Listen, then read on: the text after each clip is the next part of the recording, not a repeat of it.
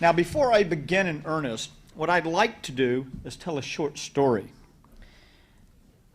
The sick people started arriving at clinics and in emergency rooms early in the morning. They complained of flu-like symptoms: fever, nausea, vomiting, headache, and backache.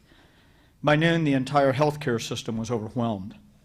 Many doctors and other healthcare providers were ill and unable to work. By evening, the president, who was ill as well, telecast a message to the American people stating that he had declared a national emergency and the unthinkable had happened, that martial law was in effect throughout the country. The military was alerted to deploy to over a dozen large cities across the country to enforce a strict quarantine. But the military was ineffective due to its own casualties, and in any event, it was too late. More than enough people had traveled over the past 2 weeks, crisscrossing the continent and indeed the world, to ensure that the disease spread to all the corners of the earth. The U.S. and Canada would feel the effects first, but eventually the epidemic would strike over 1 billion people, kill nearly a third of these, and leave other millions horribly scarred. The effects on the infrastructure and cohesiveness of every country were devastating. Essential services stopped, financial systems failed, and other networks necessary to support a technologically sophisticated society collapsed. Too many were sick or dead or trying to care for those who were to make the system work. In several parts of this nation, civilization regressed hundreds of years as the fragility of our modern economy was exposed to the collapse caused by the loss of a large segment of the population. And that sounds more like a science fiction plot than a national security operational scenario. The frightening truth is this hypothetical story is very, very possible. Smallpox is a highly contagious virus that can be spread through the air and affects about 30% of the people exposed to it. Once infected, there's no cure. No current antiviral medications are effective. Smallpox spreads through person-to-person contact and through blankets, linen, and clothing. Symptoms don't start until approximately 12 days after exposure.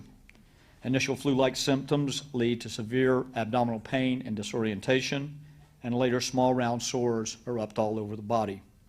About 30% of those infected will die, and many of the survivors can be left with permanent scars. Experts consider smallpox a likely weapon of choice for a bioterrorist attack. Of course, vaccination prevents smallpox, but the World Health Organization's worldwide campaign for vaccination, begun in 1967, ended in 1980 when the disease was officially declared eradicated. In the U.S., where smallpox was controlled earlier, childhood vaccination stopped in 1972. Now, the deliberate use of weaponized smallpox would be an international crime of unprecedented proportions, but it is a possibility. An aerosol release of variola virus would disseminate widely, and given its stability, an aerosol form would last a long time. In the 1960s and 70s in Europe, imported smallpox resulted in as many as 10 to 20 second-generation cases from a single source.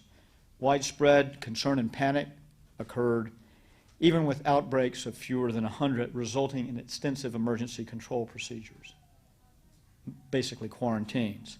Right now, there are only 2 sources of smallpox in the world: the CDC in Atlanta and the Russian State Center of Virology and Biotechnology in Kosovo-Novosibirsk. However, these are not the only sources.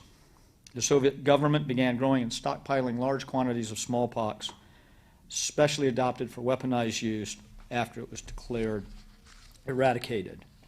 Now, the U.S. government's embarked on a crash program to develop sufficient quantities of smallpox vaccine, but smallpox is just one of dozens of pathogens that can be weaponized and used as a terrorist device. The old Soviet Union developed missiles and bombs to deliver biological weapons, but they're more insidious methods. Imagine, if you would, 12 young, clean-cut immigrants coming on a simple visitor's visa as a tourist that arrive in Washington, Chicago, New York, Los Angeles, San Francisco, Seattle, Denver, and Atlanta. They voluntarily become infected with the virus before they arrive, and after arrival they act as if any tourist like them would. They go around as sightseers, eating at crowded restaurants and shopping at packed malls. At the first onset of symptoms, they take a cyanide capsule to avoid the awful effects of the disease that they've transmitted to others. Now, how do we prevent this potentially Armageddon-like scenario? Or if we can't prevent it, how do we minimize it? What are the implications on U.S. law and policy affecting immigration and visitation, given that immigrants and visitors can be used as weapons of mass destruction? Because it can be reasonably argued that it wasn't the airplanes that were the weapons in September 9th, rather. I'll get it right, 9/11, but it was really the martyrs who flew them. What national security challenges related to secure borders have been highlighted by the events of 9/11? And more importantly, what are the ethical issues involved in restricting immigration and visitors' access into the United States and in tracking and deporting non-citizens who pose a security risk? First, let me say, I'm not an expert in immigration. I'm not an expert in ethics or even national security. While I teach courses on ethics concerning armed conflict, I'm not thoroughly versed in Kant's groundwork of a metaphysics of morals or Aristotle's Nicomachean ethics. I've read a little history and some articles on immigration and security, but I barely scratched the surface. And in the Navy, I drove destroyers during my career and developed a subspecialty in marine engineering, not political military affairs. Still, in preparing for this conference, I think I've reached a couple of conclusions, and I think after a bit of research, we arrive at a very easily drawn dialectic between the rights of the individual and the moral obligation of the state to protect those rights, and the constraints posed by legitimate security concerns of the state and the citizens thereof. People form states to both protect their rights and to provide for a common defense. And we draw a fine line as we tread between the rock of protecting individual liberties and rights and the hard spot of maintaining national security. This dialectic has faced every liberal democracy that ever attempted to balance the greatest possible degree of personal and political freedom with ensuring domestic tranquility. Today, I'd like to direct my remarks to three specific areas. They are the legitimacy of and the need for secure borders, the means and resources required to achieve secure borders, and the ethical implications of attempting to control immigration and immigrants. Let me frame my remarks by providing a history lesson on rules of engagement, a term called ROE by the military that refers to the legal justification for when and how military force may be used. During the height of the Cold War, the U.S. and Soviet navies frequently encountered each other on the high seas, and often their respective ships and aircraft conducted aggressive maneuvers or even mock attacks on the other's forces. We always stopped short of engagement because we were not at war. However, the difference between flying an attack profile for training and flying a combat mission were essentially an arm switch, a weapons release button, and most importantly, permission. ROE were implemented to control that crucial factor of permission.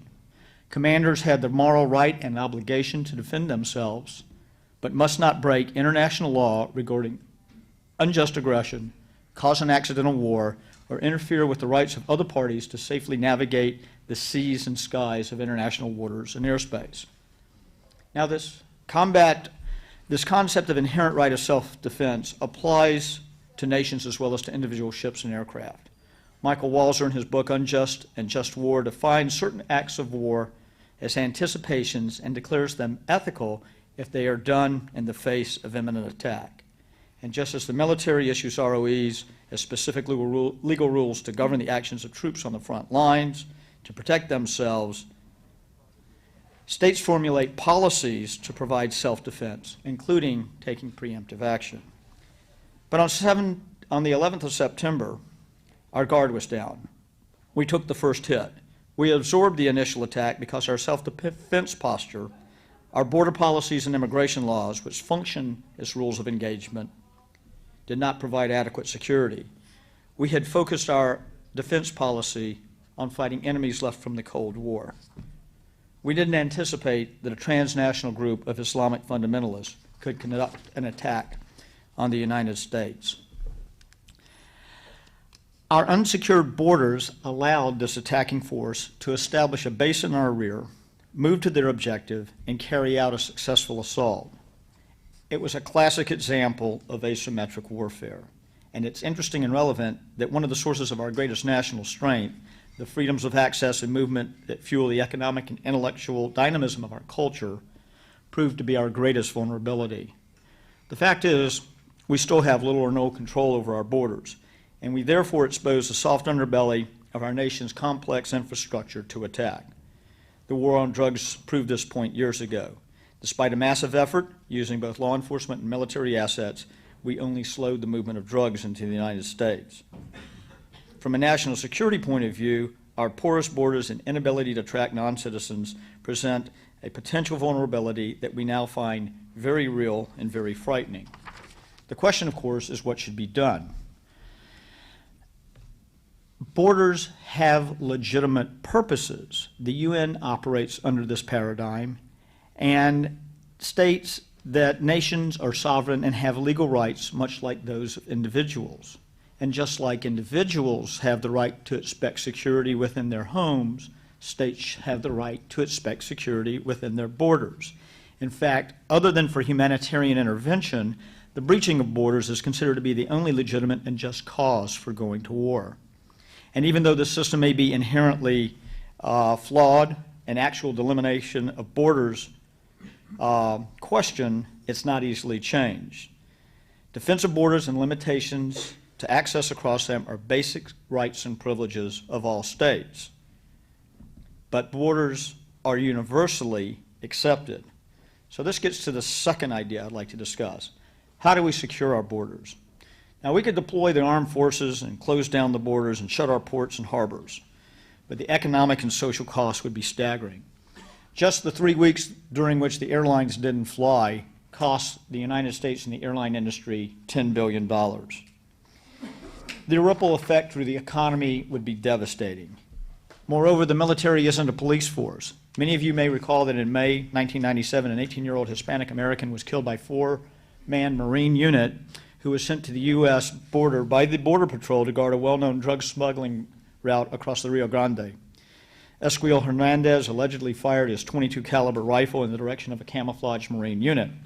Corporal Clemente Banuelos returned fire just as he had been trained to and killed Hernandez.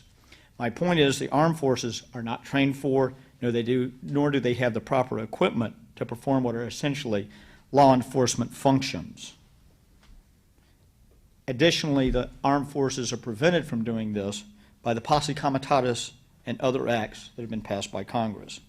So if the Department of Defense can't control our borders, who should? The Office of Homeland Security states the threat and opportunities of the 21st century demand that a new approach to border management be adopted. America requires a border management system that keeps pace with expanding trade while protecting the U.S. and its territories from the threat of terrorist attack, illegal immigration, illegal drugs, and other contraband. The border of the future must integrate actions across a broad screen of events to screen goods and people prior to their arrival to U.S. sovereign territories at the border and take measures within the United States to secure compliance with entry and import permits. To this end, the President increased the 2003 budget for border security by over 20%. But a quick look at who does what on the border shows that we still have a hodgepodge of agencies involved and fragmentation. The FBI and INS, at least for the immediate future, work for the Justice Department. The Customs Service works for the Department of Treasury. The State Department issues visas. The Coast Guard, which guards as long a border as Canada and Mexico combined, our seaward border, works for transportation. Now, the Office of Homeland Security is making some progress in coordinating this, but the challenge is staggering. We have a 7,500-mile border with the U.S. and Canada. Each year, 500 million people come into this country. 330 million of them are non-citizens. Over land, 11 million trucks and 2 million railroad cars cross the U.S. yearly, as well as 7,500 foreign flagships that make 51,000 port calls. Every truck, airplane, ship, or even pedestrian crossing on foot represents a potential threat. Any one of these passengers or crew could execute an assault on our infrastructure, such as the smallpox attack I described earlier. As the Office of Homeland Security moves from concept to reality, its stated goals are to develop a new U.S. border management that must first protect Americans against external threat, such as drugs, terrorism, disease, and other dangerous items, and secondly, be highly efficient, posing little or no obstacle to legitimate trade and travel. This is not a simple task.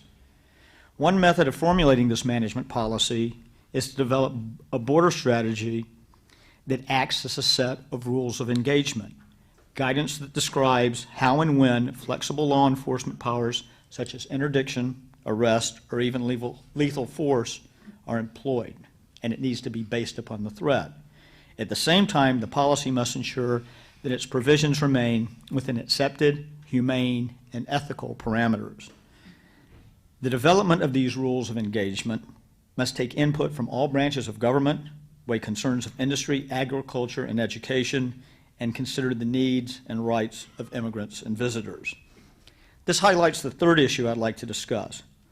What measures used to control our borders are in fact legal, humane, and ethical. The divergence of opinion concerning immigration policy is staggering, and it's well beyond my capability to discuss in the 3 minutes that I have left. But addressing the legal issues and the underpinning ethical concerns regarding border security is important. First, from a national security and constitutional law perspective, it's essential to recognize that immigration is not a right, but a privilege granted to the people of the United States to choose whom we wish to admit. Article 1, Section 8, Clause 4 of the Constitution grants Congress the authority over immigration matters and naturalization. The Supreme Court has ruled as a consequence that Congress, in the broad exercise of this power, may make rules that would be unacceptable if applied to citizens. My feeling is this approach is fundamentally right and ethical. However, its even-handedness and fairness doesn't necessarily fall under some of the rules that folks such as John Rawls at the university, Harvard University, noted moral philosopher, would agree with. But if we recognize that sovereignty and citizenship are in fact moral, then what guidance is appropriate in forming ROE to protect our borders? We need to take an approach that protects inherent internal rights and freedoms and still protect ourselves from external threats. But as we formulate this policy, we need to very, very carefully weigh the impact of the measures on our civil liberties. I'll suggest two specific changes, and then I want to talk a little bit more in general. I think one thing we need to look at is that in issuing visas, we need to stress that the American people and not the applicant or the customer. The criteria for issuing a visa should be thorough screening of candidates, not the need to maintain good relations with other nations. As the first line of defense, immigration and visitor control should perhaps not rest with State Department, but with an agency that's charged with enforcing immigration. And denial of visas should not be viewed as an aberration requiring strict oversight, but consistent with a policy that considers the potential threat posed by the applicant. Secondly, I think there needs to be some sort of entry-exit system for tracking visitors, and that visitors who overstay their visas need to be viewed as essentially having committed the misdemeanor, but still criminal act of trespass. Now, there are many thorny issues associated with due process involved, but deportation of those who knowingly break U.S. law needs to be viewed as administrative rather than legal. But we need to look at some of the more draconian policies that have recently been enacted, and to validate their utility in terms of how much and how badly they abrogate the basic freedoms and universal rights that we hold so dear. Removing dangerous guests from one's home is prudent and reasonable, and while this analogy to immigration and visiting is not perfect, it's a start. But we do not want to unduly restrict the freedom of travel and exchange or remove people simply because they are unwanted or unpleasant. And now, unless an individual poses a clear and present danger, due process must be applied. The failure of our past immigration policy that permitted attacks, like those of 9/11 or the earlier World Trade Center bombing, are not cause to take wholesale punitive measures against the millions of illegal immigrants that are already in the U.S. We need new immigration border policies which are well thought out, enforceable, and far-sighted. If we simply place security concerns over freedom, then the terrorists have already won because they've forced us to act like them. We must pick a set of policies that charts a reasonable course between freedom and security. Aristotle got it right. We need to find the mean. Thank you. I would argue, first of all, that for progressives interested in immigration policies that enhance human welfare and empower people, the choices at first appear to be paltry. This may be one reason why I don't very often address policy per se, but this is a good challenge to me today. In fact, I'm often asked by my students in class whether my ongoing critique of restrictive immigration policies implies that I favor an open border, and if not, what policies I would recommend. It's a difficult question to answer. On one hand, restrictionist policies are often hypocritical, as was suggested this morning by some of the panelists, as immigrants have historically provided and continue to provide a large contingent of the cheap labor on which the economy thrives. And restrictive policies have the primary effect, I would argue, of further marginalizing the now illegal immigrant population. On the other hand, an open border is not only probably unfeasible politically, but would jeopardize wages and working conditions in the U.S., as a crowded labor market would further erode labor's already weak bargaining position. Perhaps indicative of our unappealing policy choices, progressives, I would argue, often stumble into an apparent self-contradiction when discussing immigration policy, and I implicate myself here as well.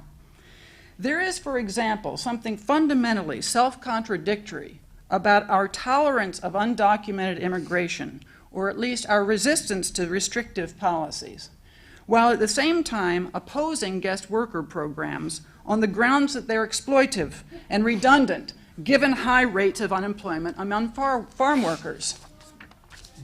This apparent contradiction or inconsistency, which usually remains unremarked upon and presumably unnoticed, is the consequence of political choices and political calculations. That is, denouncing undocumented migration fuels repressive measures antithetical to the kind of empowerment that progressives seek. Doomed to failure in this global era of collapsing borders, repressive immigration laws have the sole effect of further marginalizing immigrants. Opposition to laws designed to curb undocumented immigration is thus a political choice and a political calculation. So too is opposition to a new Bracero program, which history has taught us would enhance the power of agricultural employers while contributing nothing to the lot of immigrants and eroding the power of U.S. labor.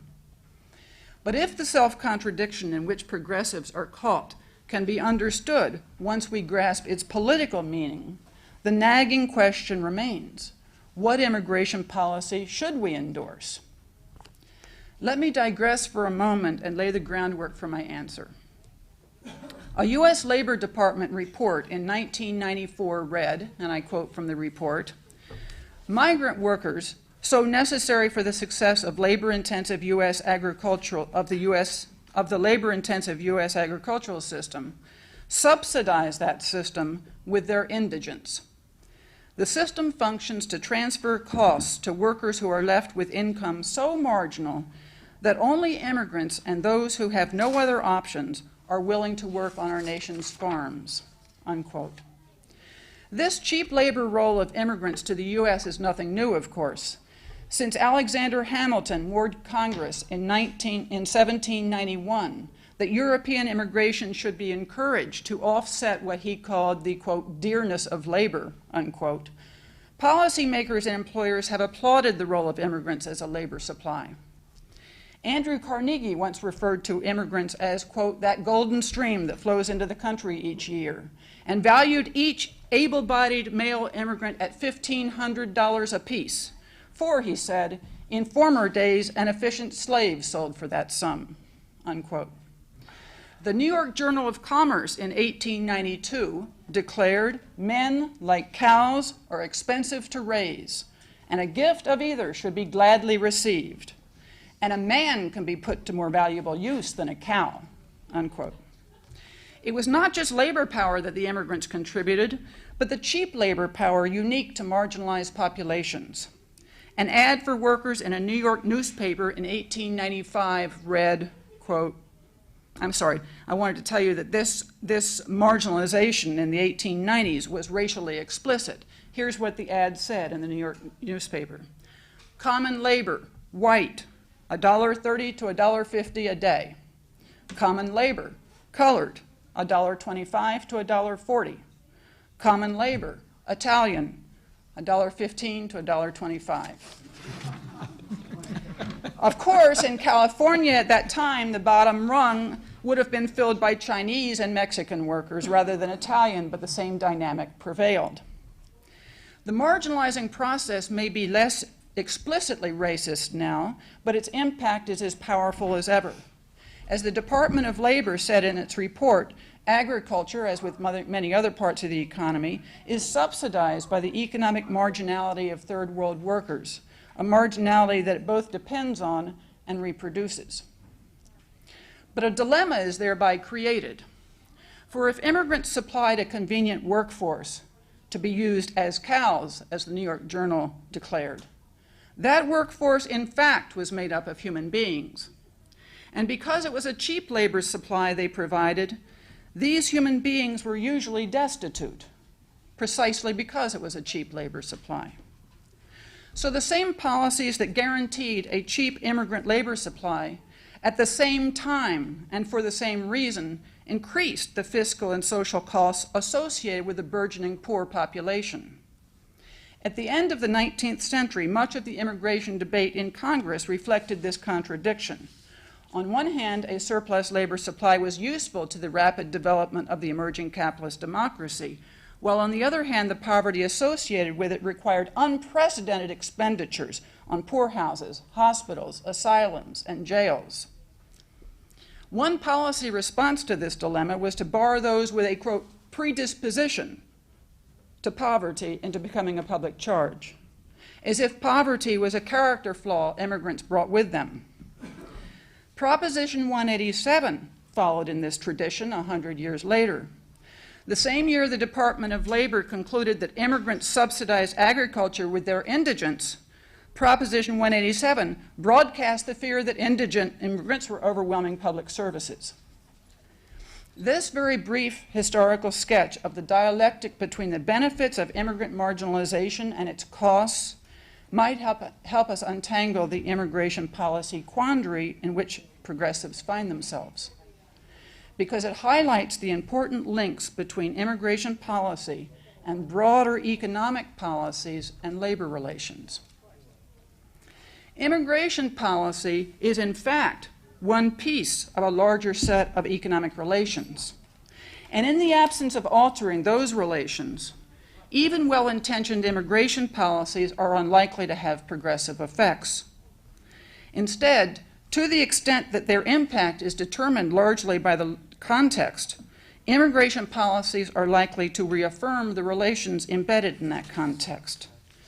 It's for this reason that neither extensive undocumented immigration, nor legal worker programs, nor even an open border can be considered progressive policies if taken alone. In the absence of any broader changes in economic relations, in fact, each of these policies would probably further enhance the exploitive nature of those relations and further marginalize the immigrants involved. So when asked to describe an acceptable immigration policy, progressives are at a loss, not because their imaginations are limited, or as is sometimes charged, because our analyses are not, quote unquote, policy relevant. Rather, we're at a loss because immigration policy must be considered as part of a larger set of economic policies. To do otherwise, to set it off as a discrete realm of policy making, is to force the choice between the lesser of evils. No doubt this explains progressives' peculiar tolerance of undocumented immigration, the miseries and marginalities of which are themselves so well documented.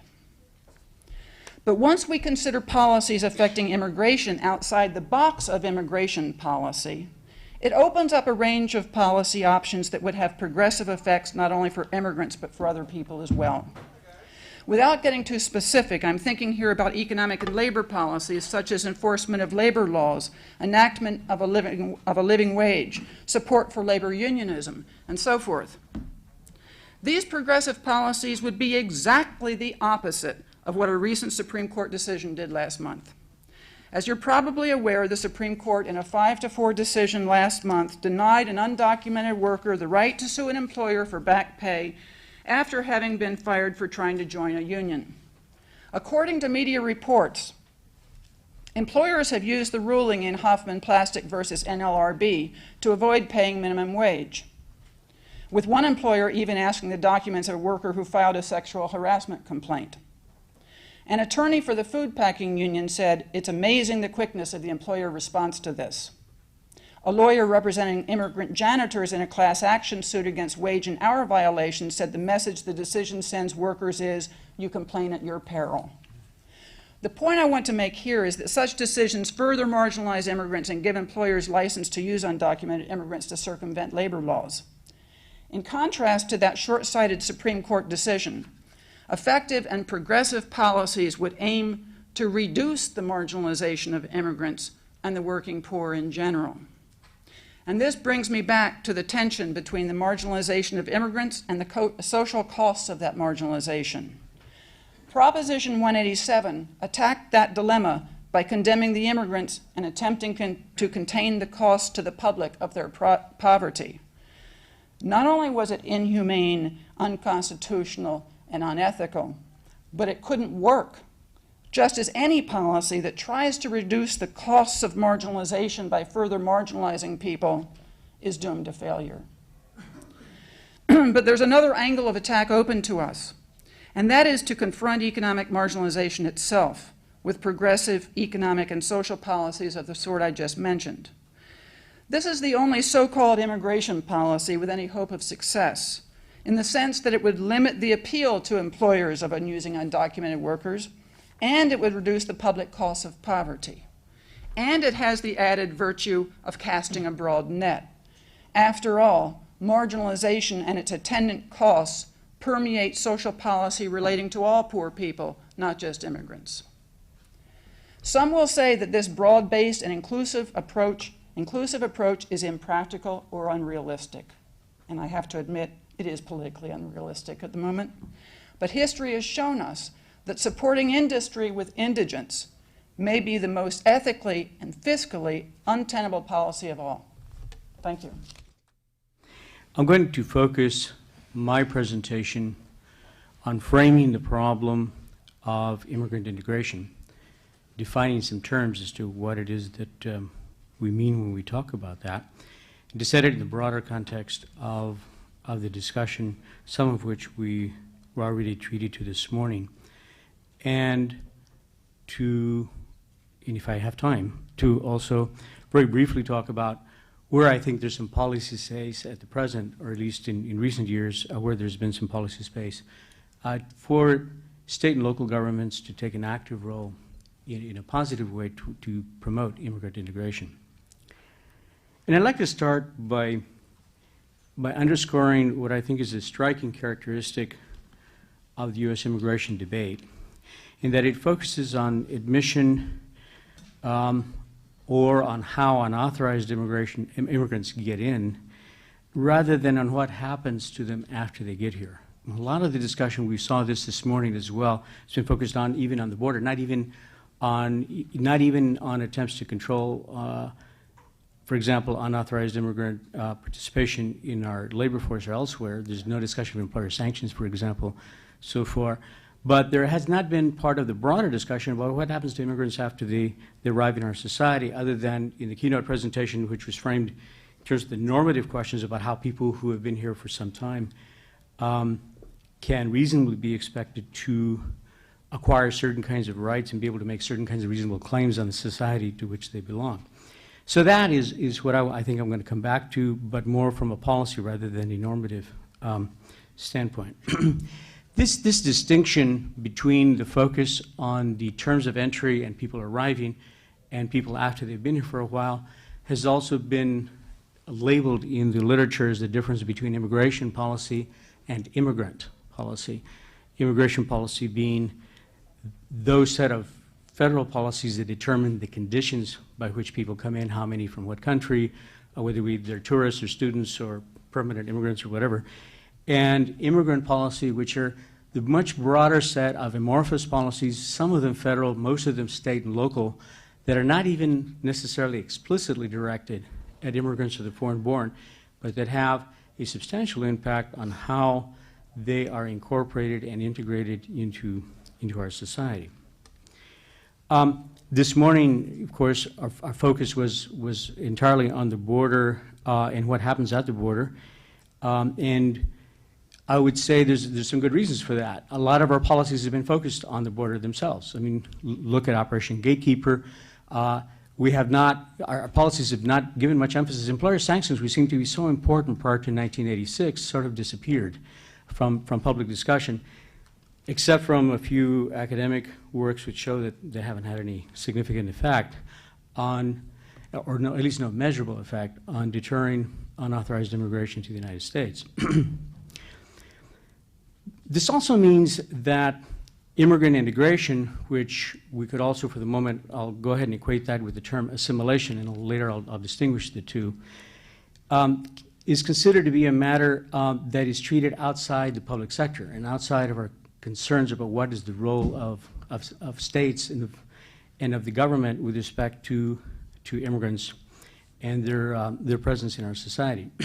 That is to say, we tend to think of immigrant integration as essentially a private matter. On the one hand, a labor market phenomenon in which the immigrant confronts the employer and vice versa, or as a set of interactions in which private organizations, non-governmental organizations, are concerned with immigrant welfare and adaptation to the United States.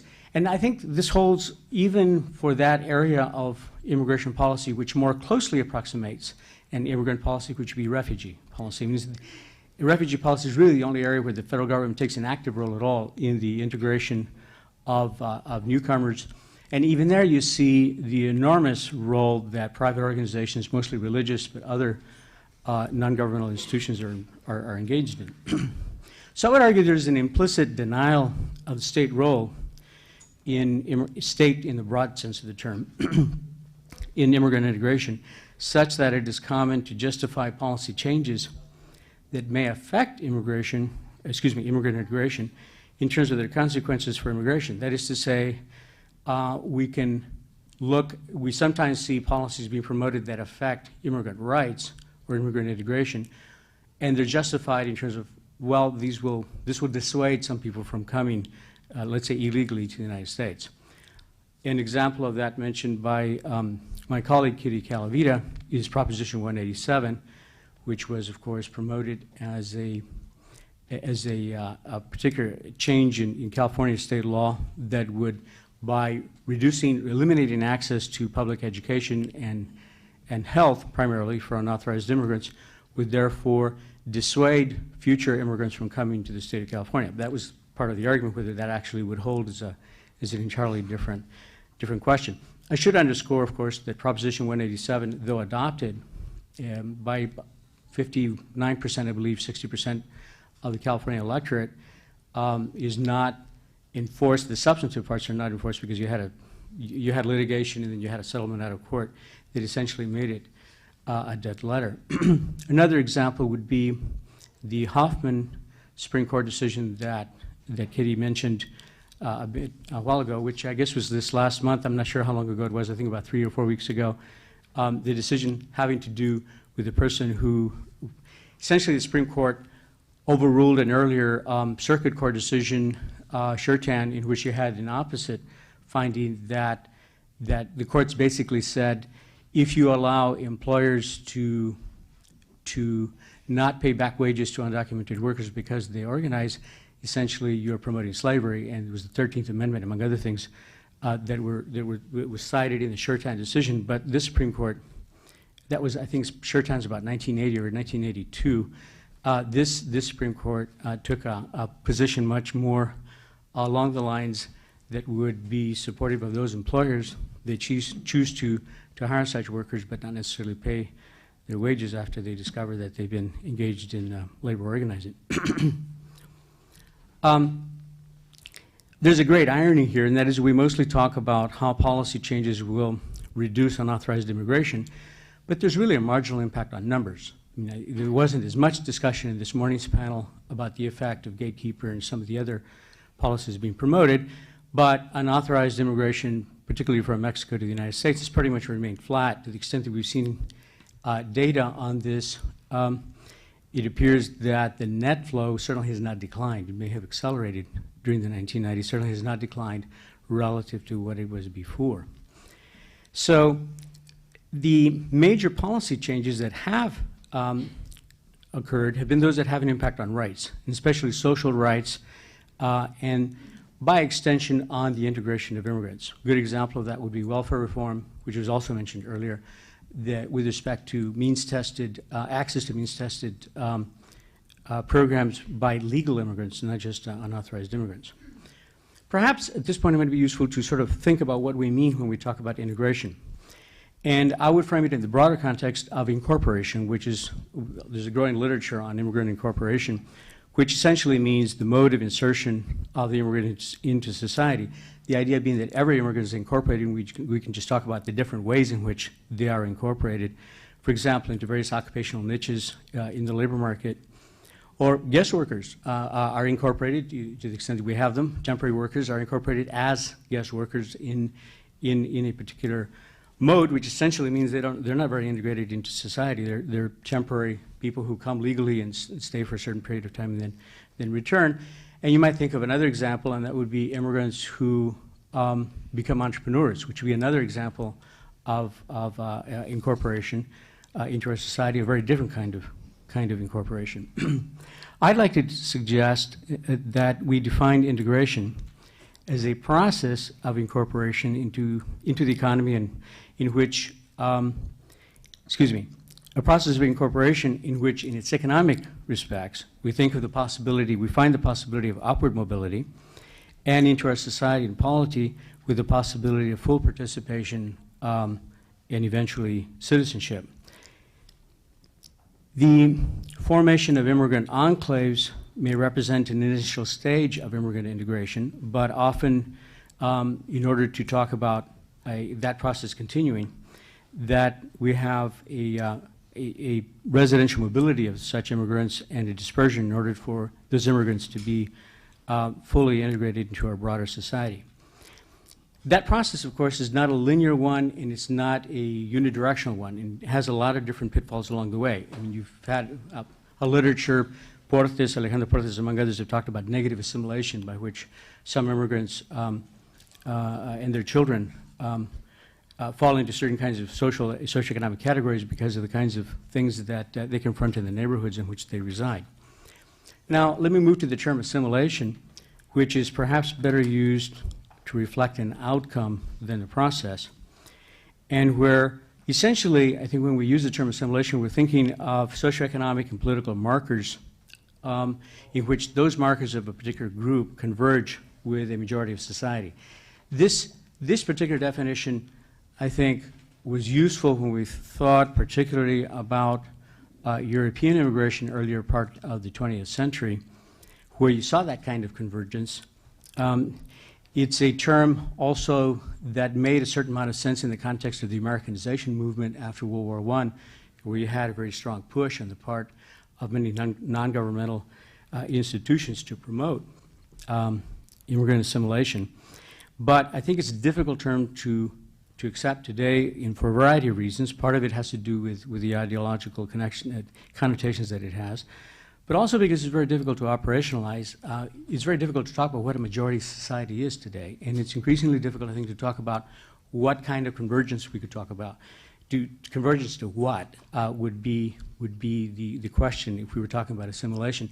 I think integration is a more useful term along the lines that I suggested in order to think about about positive outcomes in terms of the relationship between immigrants and the broader society in which they become inserted. Now, if we look back on the last decade or so, we might note a trend. This might be an understated way to put it, but a trend to diminish or diminished policy space for the integration of immigrants in a number of areas, and perhaps a little bit of expansion in some others. Examples of diminished policy space would be several that have already been mentioned. Proposition 187, even though it's no longer in effect, but the fact that it itself was adopted, I think, indicates the closure of that kind of policy space.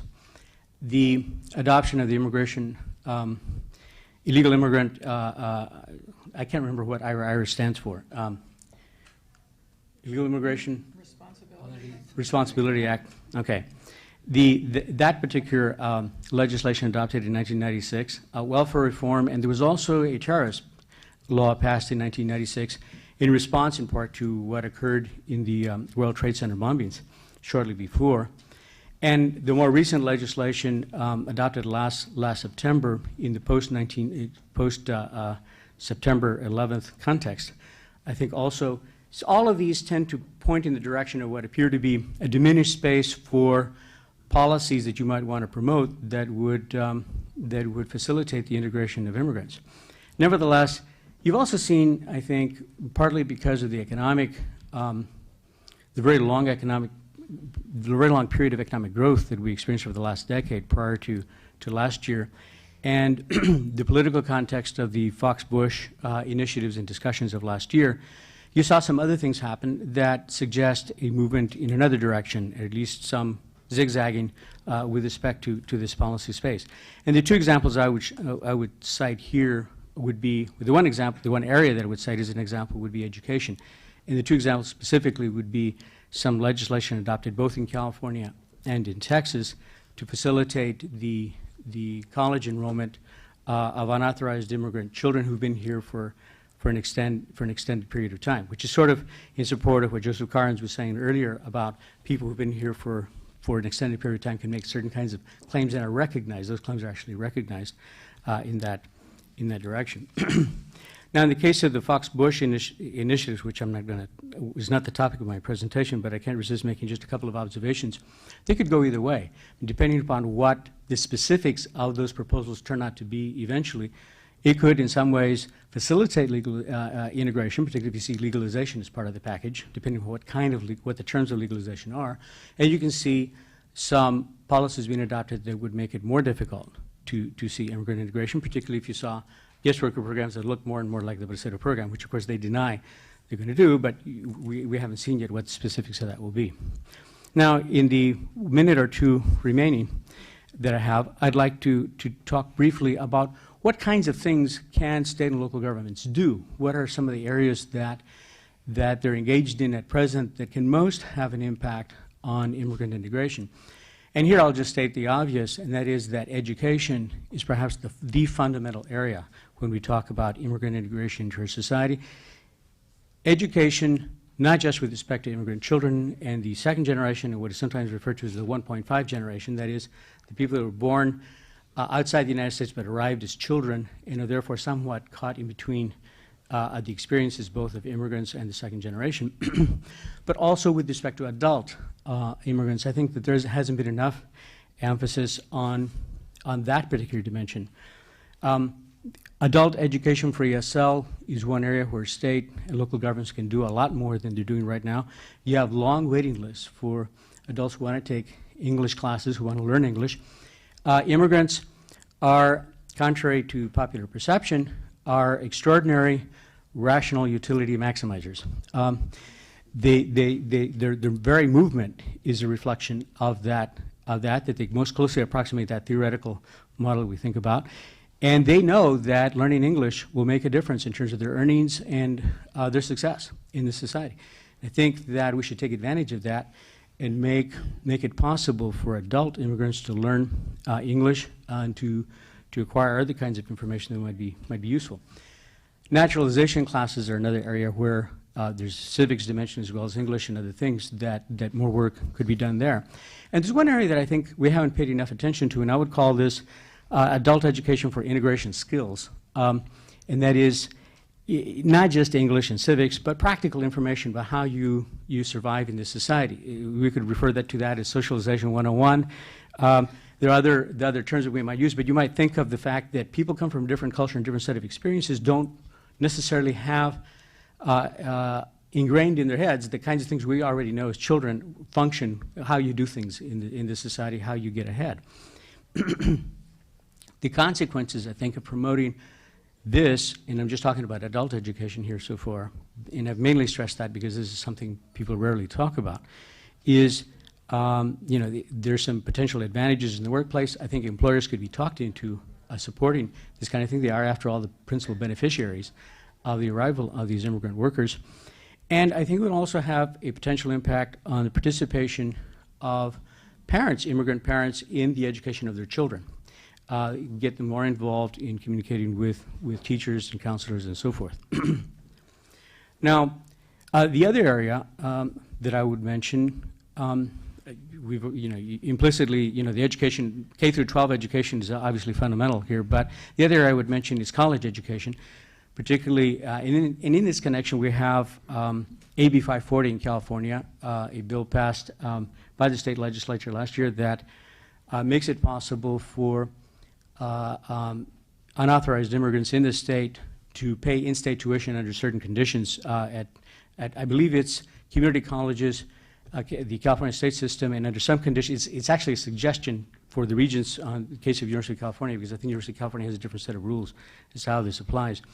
In Texas, we have House Bill 1403 that was enacted last summer and has a similar direction, requires that unauthorized immigrants who meet certain fairly stringent conditions, they have to graduate from a Texas high school and have been there for at least 3 years and so forth, they can pay in-state tuition going to college in Texas. This is really important. It's really important because it really makes all the difference in the world as to whether we're going to have a group of people who are going to be fully integrated in our society, be active participants, more involved, more engaged, and people who are in a secondary status, secondary labor markets, and so forth and so on. Those of you who've looked at fiscal impact literature know that the critical difference between whether you make huge net contributions to the tax base is whether you have a college education or not, not your immigration status. But obviously that's an important dimension of this. And another part of this is that I think they would help promote entrepreneurship among immigrants. We don't tend to think of immigrants and entrepreneurs in the same sentence. In the work that I'm doing in my field work in the Dallas-Fort Worth area, we've been finding a lot of immigrant entrepreneurs. And it's really been interesting to observe how they're engaged in this and to see that college education, in some instances, they don't have to get college degrees, but if they got access to college, it would really make a difference in terms of their potential future. I think I'll stop right there because I've run out of time. Thank you.